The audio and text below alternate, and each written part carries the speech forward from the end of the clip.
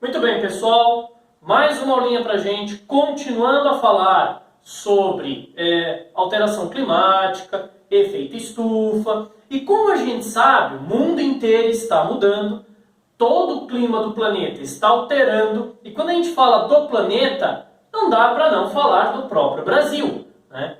Quais seriam os efeitos da mudança climática para o Brasil, de imediato e de longo prazo?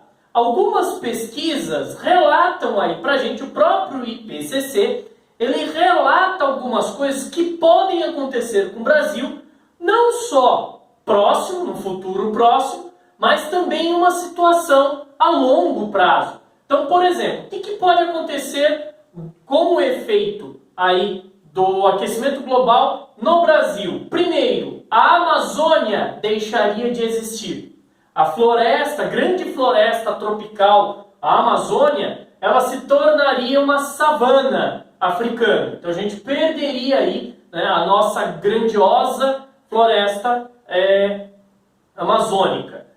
No sul, ciclones cada vez mais poderosos e cada vez mais destrutivos. Recentemente a gente tem visto aí, né, o efeito desses ciclones, até alguns mais próximos aí da gente, tem acontecido cada vez mais frequente e cada vez mais forte, cada vez mais poderoso.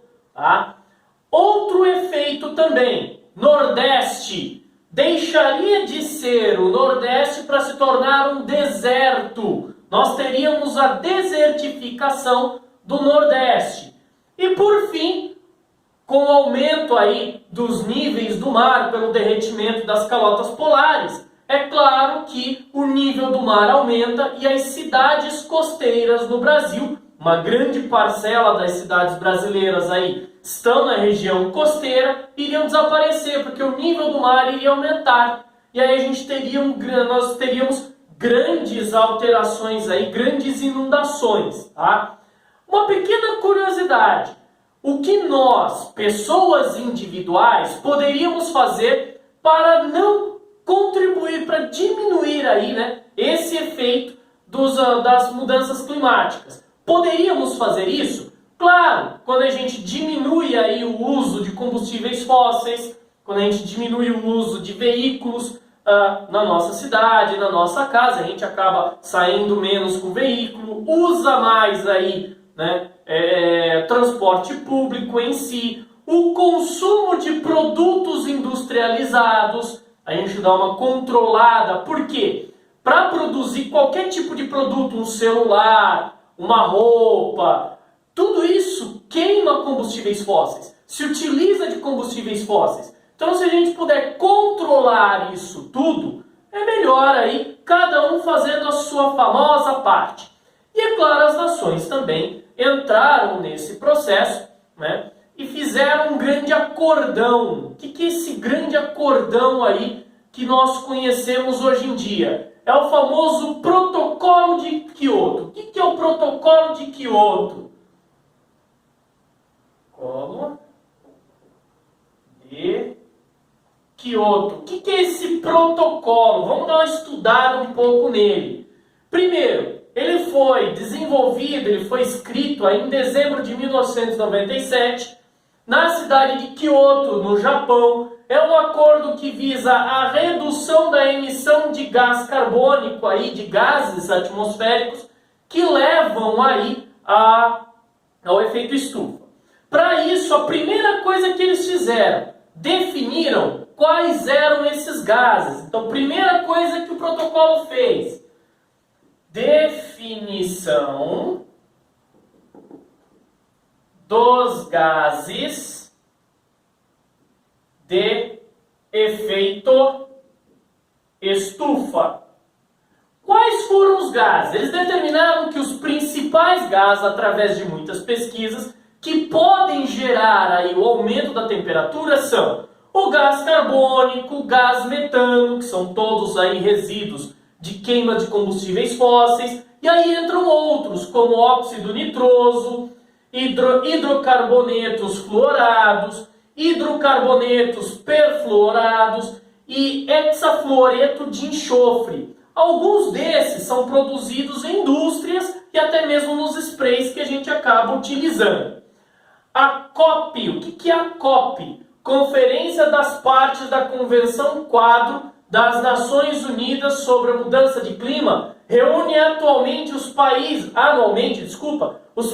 que assinaram e concordaram com a Convenção do Protocolo de Kyoto. Quantos países? 184 países. Isso foi vigorado aí em 2005. E qual que era a ideia principal do Protocolo de Kyoto? A redução, vamos colocar aqui, ó, redução dos gases de efeito estufa. Eles predeterminaram uma data? Sim, até 2012. E a ideia era reduzir em torno de 5,2% na emissão de gases aí do efeito estufa. Para poder chegar a isso, é claro que os países membros, esses 184 países, incluindo o Brasil, a ideia era adotar formas diferenciadas para que pudesse aí contornar essa alteração climática, essa produção desses gases. Então, por exemplo, buscar fontes de energia alternativa, trocar o combustível fóssil, diminuir, reduzir aí o consumo e a produção de resíduos. Porém, como eu falei, o total era até 2012, com uma redução de 5,2% na emissão desses gases. Poderia se emitir os gases, mas tinha que reduzir o máximo que pudesse. O limite era de 5,2% aos países membros. Em 2015, foi feito um levantamento desse protocolo para ver qual era o resultado. Qual foi os dados que a gente encontrou?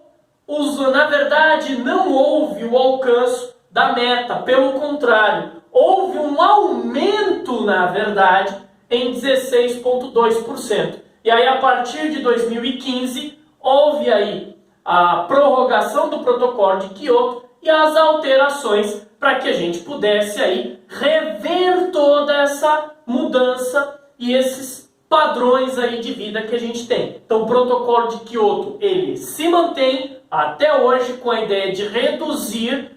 Alguns países membros saíram ao longo aí desse processo, mas a ideia é tentar controlar a emissão de gases de efeito estufa, principalmente aqueles produzidos por combustíveis fósseis. Por isso que hoje em dia a gente busca bastante fontes de energias alternativas e renováveis.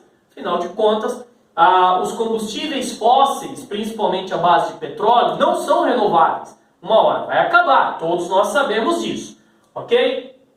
Água, um recurso precioso. Agora vamos falar um pouquinho sobre água. Vou até colocar aqui no nosso quadro, porque esse é um item extremamente importante. Mesmo sabendo que um dos grandes efeitos aí da alteração climática, vamos colocar aqui, ó, água. Mesmo sabendo que um dos grandes efeitos da alteração climática é o aumento dos níveis dos oceanos, que a gente tem o derretimento das calotas polares, vem aquela velha pergunta: a gente pode consumir a água do mar diretamente? É claro que não. Como muitas das vezes já falei para vocês, tem sim formas de dessalinizar as águas do mar. Mas é um processo difícil, não é tão barato assim de início, e a água também não é tão utilizável assim. Então a gente tem que entender que a água é um dos recursos naturais mais preciosos, nós utilizamos, é vital para a gente, seja porque o volume necessário para atender a demanda da população é crescente, cada vez mais, é aquela velha história que eu falei no comecinho dessas aulas, Se nós temos um aumento da população mundial, é fato que teremos também um aumento dos consumos e um aumento do consumo de água também, né? Nesse quadro, nesse desenho, pode não parecer muito aí, mas depois vocês dão uma olhada no slide, a gente tem a distribuição de água no planeta e ela está mais concentrada na América do Sul. A gente tem mais água concentrada na região da América do Sul. Esse outro gráfico mostra um pouquinho melhor. 30% dos recursos hídricos mundiais para a utilização da água doce, no caso, está concentrada na América do Sul. A América do Norte tem 15%, e aí o segundo deles é a Ásia e o Pacífico. A terceira, né, é a Ásia e o Pacífico, com 17%. Então você percebe que a água ela está centralizada em alguns lugares. Isso é péssimo, porque as grandes nações precisam dessa água doce. E aí, o que pode acontecer? A FAO, que é a agência, é uma das agências da ONU para a Agricultura e Alimentação, relata que hoje, pouco mais de 1 bilhão de pessoas no planeta já não têm acesso à quantidade suficiente de água, que alguns pesquisadores concluem que para a gente poder viver de uma forma tranquila, né, e confortável, a gente gasta em torno de 250 litros de água por dia, a cada um de nós. Outro detalhe, acredita-se que aproximadamente em 2025, não está tão longe, estamos em 2020, né? Aproximadamente 2 em cada 3 indivíduos, pessoas no planeta, vão ter que se virar com 50 litros de água por dia. Isso é péssimo, certo? Onde cada cidadão usa aproximadamente 300 litros de água. Olha só que interessante, de 250 a 300 litros de água por dia. Vai ter que se acostumar com 50 litros de água. Isso não é fácil. A água potável no mundo começa a ser escassa, a ponto que, na atualidade, a ONU já prevê conflitos futuramente, que a gente viu no passado, né? As famosas guerras eram por poder. Qual vai ser o próximo motivo das guerras? As guerras ocorrerão por causa da água. Vai ter muito conflito por conta da água. As regiões onde ocorrem maiores índices de chuvas, né, precipitações pluviométricas, são evidentemente as maiores detentoras. E o Brasil, ele é privilegiado nesse item, porque além de grandes regiões chuvosas, 20% aí, né, de toda a água do mundo está na bacia amazônica. Então a gente tem um grande reservatório de água doce no nosso Brasil, e é claro, o mundo inteiro vai precisar disso. Não só a gente tem que cuidar, mas o planeta inteiro vai precisar. Outro conceito que é importante, conceito de água virtual. O que é o conceito de água virtual? Quando adoçamos um café com um pouquinho aí de açúcar, estamos usando um produto que foi refinado a partir da cana de açúcar. A gente falando do açúcar, falando do café. Mas aí você vê o açúcar e vê o café, não imagina qual foi o processo para chegar até esse ponto. Então, para chegar o café nas nossas casas e o açúcar nas nossas casas, houve uma industrialização desse produto.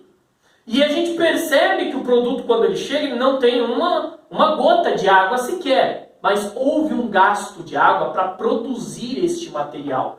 Isso é o que chamamos de água virtual. Nesse quadro mostra um pouquinho, olha, para a gente poder ter aquela batata de 100 gramas em casa, a gente vai no mercado, compra e traz aquela batatinha, uma batata.